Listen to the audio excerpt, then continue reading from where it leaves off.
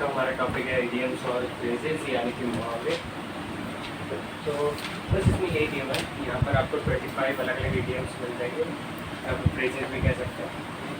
उन्हें हमें आज मतलब हम उनके मीनिंग जानेंगे और हमने कहाँ पर कैसे कैसे यूज़ कर सकते हैं। एक एक एग्जाम्पल आपको उसका मिल जाएगा। तो हमारे फर्स्ट से शुरू करते हैं। फर्स्ट वाला हमारा हो जाता है अ टाइम अ डजन। तो वैसे तो हमारे टाइम का मतलब जो भी आपके 10 सेंट्स हो जाते हैं, मतलब आपके जो एक सबसे मिनिमम होता है ना एक डॉलर में, वहाँ पर जो अमेरिकन आपका वो हो जाता है, क्या कहते हैं, अब 10 सेंट्स को टाइम कहते हैं। और कुछ नहीं तो डजन यानी कि कोई भी ऐसी चीज़ जो कि क्वांटिटी में 12 हो। वैसे तो इसका मतलब ये, लेकिन अब इसका असली मीनिंग देखते हैं। इसका मीनिंग है something that is very common and not special. कोई भी चीज़ जो कि बहुत कॉमन है और खास नहीं है। इसका एग्जांपल अब हम यहाँ देखते हैं। In Hollywood actors are very good actors are sorry in Hollywood actors with good looks are time a dozen. यानी कि हॉलीवुड के अंदर जो आपका क्या कहते हैं, हॉलीवुड के अंदर आपके जो ज़्यादातर एक्टर्स होते हैं वो अच्छे दिखते हैं। हॉलीवुड के अंदर अच्छा दिखना कोई खास बात नहीं है। अगला आपका bite the bullet, meaning to face difficulty और अनप्लेजेंट सिचुएशन विद करेज। यानी कि कोई भी आपकी चुनौती को आप जब करेज के साथ में यानी कि बहादुरी के साथ में आप फेस करते हैं। Example the company had to bite the bullet and lay off some employees to stay afloat. अच्छा मैंने एक मिनट, टू स्टे अफ्लोट। तो फिर जो कंपनी थी इसका मतलब यही है कि कंपनी को ये मुश्किल हालात थी, उसे कुछ क्या कहते हैं, इस मुश्किल हालात में भी कुछ अपने एम्प्लॉयज़ को बाहर करना पड़ा ताकि वो टू स्टे अफ्लोट यानी कि पानी के ऊपर फ्लोट करते रहना, यानी कि वो अपने जो पोजीशन है उसे वो बना करके रख सके। अगर वो भी नुकसान में भी चल रही है और कुछ एम्प्लॉयज़ को कम करने की वजह से उस नुकसान में कमी आ सकती है, तो फिर वो ये चीज़ करेगी। बस इसका यही एक एग्जाम्पल है। ब्रेक अ लाइट, मीनिंग इसका good luck, often used for performance. मतलब अगर आप कुछ परफॉर्म करने जा रहे हैं, कुछ भी हो सकता है वो चीज़, सिंगिंग, एक्टिंग वगैरह, या फिर कोई भी ऐसी चीज़ जो आप दूसरों के सामने परफॉर्म करने जा रहे होते हैं। अब जैसे कि मैं अगर कुछ आपको समझा रहा हूँ और ये मेरा पहला दिन भी होता है या फिर कई सारे और लोगों के सामने, तो फिर मैं एक तरीके से परफॉर्म ही कर रहा हूँ आप सबके सामने, ये मेरा परफॉर्मेंस है। एग्जाम्पल द टिकट मीनिंग हो गया गुड लक कहने का तरीका। Example you have a big presentation today, break a leg. मतलब तुम्हारी आज एक बहुत ही बड़ी प्रेजेंटेशन है, good luck. Cost an arm and a leg, मतलब कि एक हाथ और पैर की कीमत, तो मतलब कीमत लेना एक आर्म और लेग से। बस ये तो इसका नॉर्मल हम जैसे पढ़ेंगे, लेकिन इसका असली मीनिंग जो है टू बी वेरी एक्सपेंसिव, यानी कि कोई चीज़ बहुत ही महंगी है। अब इसका एक एग्जांपल आप ले सकते हो कि कैसे यूज़ करते हैं। That new car must have cost him an arm and a leg, यानी कि ये कार उसको बहुत महंगी पड़ी होगी। अगला पांचवा आपका hit the boxes, hit the books,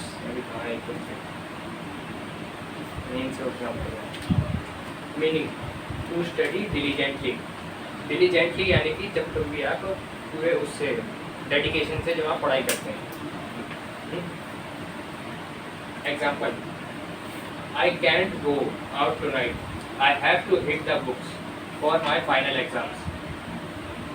हाँ, तो फिर ये इसमें बताया हुआ है कि आज मैं बाहर नहीं जा सकता, मुझे आज पढ़ाई करनी है पूरे मन से, पूरी लगन से अपने एग्जाम्स के लिए। Let the cat out of the bag, meaning to accidentally reveal a secret. मतलब यही है कि कोई भी सीक्रेट गलती से रिवील कर देना। जैसे कि अगर आप बात करते जा रहे हो एकदम से आप एक्साइट हो गए, आपके मुंह से कुछ निकल गया जिससे आपको सीक्रेट लग जाता है। जैसे कि किसी का बर्थडे वगैरह ऐसा कुछ कोई भी सरप्राइज हो सकता है। एग्जाम्पल हम कहाँ यूज़ कर सकते हैं, यानी कि एग्जाम्पल वही है, we are planning a surprise party for her but my brother let the cat out of the bag. यानी कि देखा जाए तो इसके अंदर वो कैट यानी कि वो सरप्राइज है जो उसके मुंह से निकला, और बैग उसका हुआ। अगला क्या है? Once in a blue moon, meaning यानी कि वेरी रेयरली। तो मतलब वही चीज़ है वो, इसका मतलब बहुत ही रेयरली यानी कि जो चीज़ बहुत ही कम होती है, बहुत ही कम। रेयर तो यानी कि कम, और रेयरली यानी कि उससे भी बहुत ज़्यादा कम। Example, I only eat fast food once in a blue moon. बोल तो जैसे हमारा हिंदी में नहीं होता कि ईद, तुम तो ईद का चांद हो गए, मतलब क्योंकि वो बहुत ही रेयरली, बहुत ही साल में एक बार आपको देखने को मिलता है, तो बिल्कुल वैसे इन्होंने ये बना रखा है अपने ख्याल से। पुल समवन्स लेग, मतलब टांग खींचना, वैसा जैसा जो हमारा भी मुहावरा है। To play a joke on someone और टीज देम, यानी कि किसी पर कोई भी मजाक करना या फिर उन्हें छेड़ना, बस। अब अगला एक मिनट और क्या था इसका example, are you serious about winning the lottery और are you just pulling my leg, कि मतलब कि क्या तुम सीरियस हो लॉटरी जीतने के बारे में या फिर तुमसे मेरी टांग खींच रहे हो। हाँ, अगला आपका स्पिल द बीन्स। वैसे स्पिल का मतलब यानी कि किसी भी चीज़ को बिखेरना, कोई भी चीज़ अगर किसी कंटेनर के अंदर है और जब भी वो उससे बाहर गिर जाती है कहीं पर भी, या फिर किसी भी जगह पर बिखरना या फिर फैल जाना, उसका मतलब स्पिल ही होता है। टू रिवील अ सीक्रेट, ये भी रिवील अ सीक्रेट जैसे ही है। Example, I couldn't wait any longer so I had to spill the beans about our engagement. अच्छा, तो फिर इसमें किसी आदमी की मंगनी हो रही होगी, तो फिर उसने यही बता दिया कि मैं और ज़्यादा इंतजार नहीं कर सकता था, तो फिर मैंने वो चीज़ सामने वाले को बता दी, जो कोई भी उसके सामने। 10th आपका आ जाता है, the ball is in your court. मतलब इसका है कि it's your turn to make a decision और टेक एक्शन। हाँ, तो फिर मतलब इसे आप कभी भी यूज़ कर सकते हैं, जैसे कभी भी किसी और की टर्न आती है तो फिर आप ये कह सकते हैं the ball is in your court, बस सिंपल। और नहीं तो आप इसके सामने कुछ ऐड भी कर सकते हैं। अब इसका एग्जांपल ये दिया हुआ है, I have made my offer on the house, the ball is in your court now. तो मैंने अपना डिसीजन बना लिया है, अब तुम्हारी बात।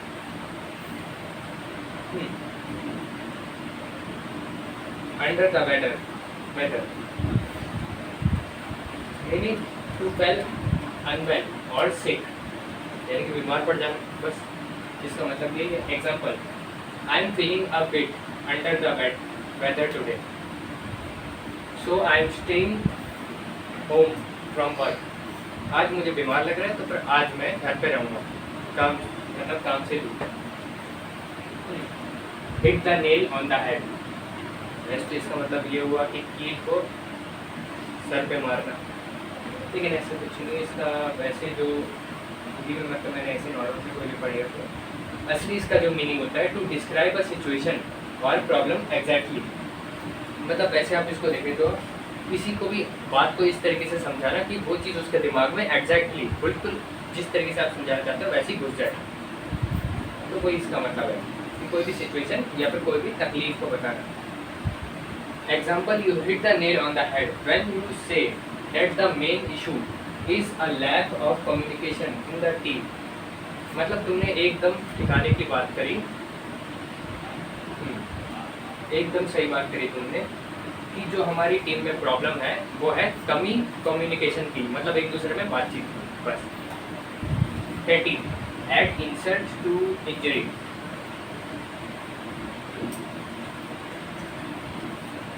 तो मीनिंग इसका है to make a bad situation even worse, बस यानी कि कोई भी बुरी सिचुएशन को और भी बदतर कर देना। Example, first I got a parking ticket and then it had insult to injury my car was towed. तो यही बताया गया है कि पहली बार तो मुझे एक वो कभी भी बाहर या फिर कहीं पर भी यहाँ पर भी गलत जगह पार्क कर देते हैं तो फिर एक पार्किंग का फाइन लगता है, आप टिकट कह सकते हो। एक तो उसे वो मिल गई, बल्कि उसके साथ में उसने ये कहा कि इसे वो भी कह सकते हो जख्मों पे नमक छिड़कने जैसा, जो एक हमारा मुहावरा होता है। और तो और उसके साथ में मेरी कार को वो टो भी कर करके ले गए। बोले थे एक आता है, दूसरी बड़ी सी कार आती है, वो एक हुक से उठा लेती है कार को और ले जाती है। Bite off more than you can chew. तो इसका मतलब है to take on a task that is too big और डिफिकल्ट टू हैंडल। मतलब कोई भी ऐसा काम होता है जो कि आपके लिए आपकी कैपेसिटी से ज़्यादा बड़ा है। बस एग्जाम्पल आपको इसको काम पर कैसे यूज़ कर सकते हो। He bit of more than he could chew by trying to manage 2 major projects at once. कि मतलब कि उसने अपनी जो कैपेसिटी से अपनी क्षमता से ज़्यादा बड़ा काम उठा लिया, यानी कि जिसके अंदर उसे 2 बड़े प्रोजेक्ट, 2 मेन प्रोजेक्ट उसने अपने हाथ में ले लिए एक ही टाइम पर। Cry over spilled milk, meaning to upset about something that has already happened and can't be change. मतलब किसी भी ऐसी चीज़ के ऊपर मतलब ऐसे समझ ही आ गया होगा, आपकी कोई चीज़ हो चुकी है लेकिन आप तब भी उसी के ऊपर दुखी हो रहे हो, जबकि अब उसका कोई भी फायदा नहीं है। Example, the project failed but there's no use crying over spilled milk, let's learn from it and move on. मतलब आपका जो प्रोजेक्ट था, जो भी आप काम, जिस चीज़ पर आप काम कर रहे थे, वो चीज़ खराब हो चुकी है, आप उसके ऊपर रो करके या फिर दुख मना करके कोई फ़ायदा नहीं, उससे सीखो और आगे बढ़ो। बस अगला आपका go the extra mile, meaning to make a special extra effort to achieve something। मतलब किसी भी चीज़ के लिए स्पेशल एक्स्ट्रा एफर्ट का मतलब यही है कि आप यूजुअली इतना एफर्ट नहीं करते, लेकिन आपको कोई चीज़ अचीव करनी है और आप ये सोचते हो कि थोड़ा सा और कर लिया जाए, तो फिर कोई चीज़ इसमें कही गई है। इसका मतलब यही है। एग्जाम्पल जैसे कि our team always goes the extra mile to ensure our customers are happy। तो फिर ये कि कोई भी कंपनी हो सकती है जहाँ पर कस्टमर सर्विस प्रोवाइड करी जाती होगी, या तो कोई शॉप हो सकती है, कोई भी फूड कॉर्नर हो सकता है, तो फिर कोई भी ऐसी जगह है। तो वहाँ पर यही बताया गया है कि हमारे जो टीम है या कि जो उनके वर्कर्स हैं वो हमेशा एक्स्ट्रा काम करते हैं, कई बारी ज़रूरत से ज़्यादा, ताकि वो अपने कस्टमर्स को सेटिस्फाई रख सकें। मतलब उनके कस्टमर्स को इतनी एक्सपेक्टेशन होगी कि हमें कोई भी चीज़ कितनी मिल सकती है, एक मिल सकती है, तो फिर वो 2 करके दिखाते हैं। वैसे कि jump on the bandwagon, meaning to join a popular activity or trend। Example, when everyone started buying electric cars, he decided to jump on the bandwagon। तो वही चीज़ थी कि जब हर किसी ने, मतलब वही चीज़ है, इसका मतलब ज़्यादा कुछ नहीं है कि ट्रेंड को फॉलो करना। बस जो चीज़ आजकल बहुत उसमें चल रही है कि बहुत सारे लोग कर रहे हैं, तो उसी चीज़ को फॉलो करना, और इसका मतलब ज़्यादा कुछ नहीं है। तो इसमें भी यही दिया हुआ है कि जैसे सबने इलेक्ट्रिक कार खरीदना शुरू किया, तो फिर उसने भी इस ट्रेंड को ज्वाइन कर लिया, कि उसने भी सोचा कि मैं भी एक इलेक्ट्रिक कार खरीद लेता हूँ, और खरीद ली होगी। स्पीक ऑफ द डेविल, मतलब वो नहीं होता शैतान का नाम लिया शैतान हाजिर, वैसा भी एक हमारा जो मुहावरा है, वैसा ये दिया हुआ है। Meaning said when a person you were just talking about appears unexpectedly। तो वही चीज़ दी हुई है, इसका मतलब। Example, speak of the devil, we were just talking about you and here you are. यानी कि जिसके बारे में वो बात कर रहे होंगे वो वहाँ पर आ चुका होगा, और ये उसी को कह रहे हैं कि हम बस अभी तुम्हारे बारे में बात कर रहे थे और तुम आ गए। वो भी कहते हैं ना, एक और चीज़ होती है, पता नहीं क्या। हाँ, हम अभी तुम्हारी बात में बात कर रहे थे, तुम पक्का 100 साल के हो, तो ऐसे कुछ होता है। अच्छा 20, through thick and thin, meaning. हाँ, मैं इसको सॉरी मेरे पहले शायद बोल ठीक है।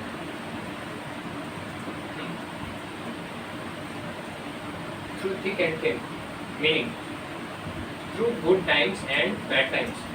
यानी कि जब कभी भी आप एक बैलेंस टाइम से गुजर रहे होते हैं, जिसके अंदर अच्छी चीज़ें भी हो रही होती हैं और बुरी चीज़ें भी हो रही होती हैं, और ज़्यादा कुछ नहीं। अब a true friend will stick by you through thick and thin time। मतलब कि वो एक अच्छा दोस्त आपसे जुड़ा रहेगा, भले वो आपसे जुड़ा रहेगा अच्छे और बुरे वक्त में। अगला अब इसके ये 5 और है, क्या हो जाएगा इसका? Break the ice, meaning to start a conversation और make people feel comfortable in a social situation. हाँ, ब्रेक द आइस मतलब कि कोई भी अगर सभी लोग एकदम चुप्पी शादी हुई सभी हैं तो फिर आप बीच में जाकर के कोई भी एक नया कन्वर्सेशन शुरू करते हो ताकि बाकी लोगों को कम हेजिटेशन फील हो और वो भी कंफर्टेबली उस चीज़ में आपसे मतलब बात करने में आ सके। तो इसका मतलब वही है।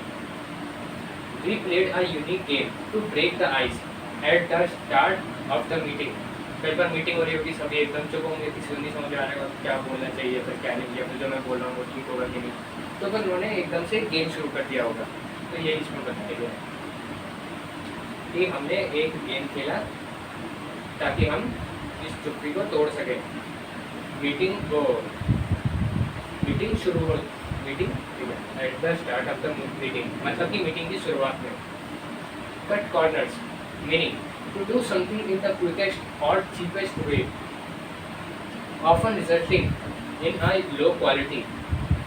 कट कॉर्नर्स का मतलब ये है कि किसी भी चीज़ को सबसे तेज और उससे भी सस्ते किसी भी मतलब कम क्वालिटी में कर करके दे देना, और जिसका रिजल्ट फिर आपको लो क्वालिटी देखने में मिल जाती है। मतलब एक तरीके से शॉर्टकट देना बजाय उस चीज़ की क्वालिटी के भी कट होगा। तो एग्जांपल में ये दिया हुआ है, they cut corners on the construction and now the roof is leaking. मतलब कि उन्होंने वो कंस्ट्रक्शन में शॉर्टकट मारा और अब जो छत है वो लीक कर रही है, पानी लीक कर रहा हूँ, या फिर अगर और कुछ भर के रखा हो लिक्विड में। ऑल ईयर्स, ये है to hear what someone has to say. मतलब कि जब कभी कोई इंसान उत्साहित होता है या फिर उसके अंदर बेसब्री होती है किसी की भी बात को सुनने के लिए, तो फिर यही चीज़ होती है, तो फिर उसका मतलब ऑल ईयर्स ही हो जाता है, मतलब ऑल ईयर्स उसी का माहौल। अगर मेरे पास में कोई ऐसी चीज़ है जिसकी वजह से सोचो आप में से किसी का बहुत ही बढ़िया रैंक आ गया और आप सभी को उसके हिसाब से अलग अलग गिफ्ट मिलने वाले हैं, तो फिर आप एकदम मेरे पर ही ध्यान रखोगे और आपके अंदर एक बेसब्री होगी कि सर आप क्या बताएंगे, किसको क्या गिफ्ट देंगे। तो कुछ भी वैसे ही इसका क्या एग्जाम्पल है, I am all ears tell me everything about the trip. तो फिर मैं तुम्हारी बात एकदम ध्यान से सुन रहा हूँ, तुम बताओ मुझे कि ट्रिप पर क्या हुआ। मतलब तुम मुझे हर चीज़ बताओ कि ट्रिप पर क्या हुआ। Tell me everything. Barking up the wrong tree, meaning to be pursuing और टू बी परस्यूइंग मिस्टेकन और मिसगाइडेड लाइन ऑफ थॉट। यानी कि अपने दिमाग, परस्यूइंग का मतलब सिर्फ आपके एजुकेशन से नहीं होता, कोई भी अगर आप गोल को चेस कर रहे हो तो फिर उसे परस्यू करना कहते हैं। इसलिए कई बार अब आजकल पता नहीं क्यों आई एम जैसे कहते हैं ना, I am pursuing education from, यानी कि मैं इस तरीके का एजुकेशन गोल चेस कर रहा हूँ या फिर उसे फुलफिल करने के पीछे लगा हुआ हूँ, तो कोई चीज़ हो जाता है। To be pursuing a mistaken और मिसगाइडेड लाइन ऑफ थॉट, यानी कि गलती से किसी ऐसे विचार को के पीछे पड़ जाएगा जिसकी एज एन एग्जाम्पल, अगर आप अभी कोई भी अपना काम कर रहे हो और आप उस काम के बजाय किसी और ही ख्याल के पीछे लग जाते हो और फिर आप सोचते हो अगर ये हुआ तो फिर अगर इसमें ये चेंज हो जाए तो ये क्या होगा, फिर उसमें ये चेंज हो जाए तो ये क्या होगा। तो बस ऐसे ही कुछ है, बीच में काम करते हुए किसी और ही अलग ही ख्याल में हो जाने के बराबर। Example, if you think I am responsible for this mistake, you are barking up the wrong tree. तो फिर इसके अंदर ये दिया हुआ है, पहले तो मैंने सिर्फ यही कहा था कि थॉट यानी कि कोई भी आपका थॉट भी हो सकता है, नहीं तो ये किसी के प्रति आपके विचार भी हो सकते हैं। जिसके अंदर तो थॉट दिया होता है, लेकिन यहाँ पर आपको विचारों के बारे में बताया गया कि तुम्हें अगर लग रहा है कि मैं गलत हूँ तो फिर तुम गलत सोच रहे हो या फिर गलत समझ रहे हो।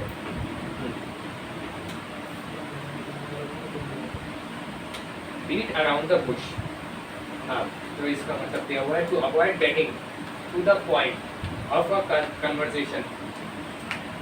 मतलब कि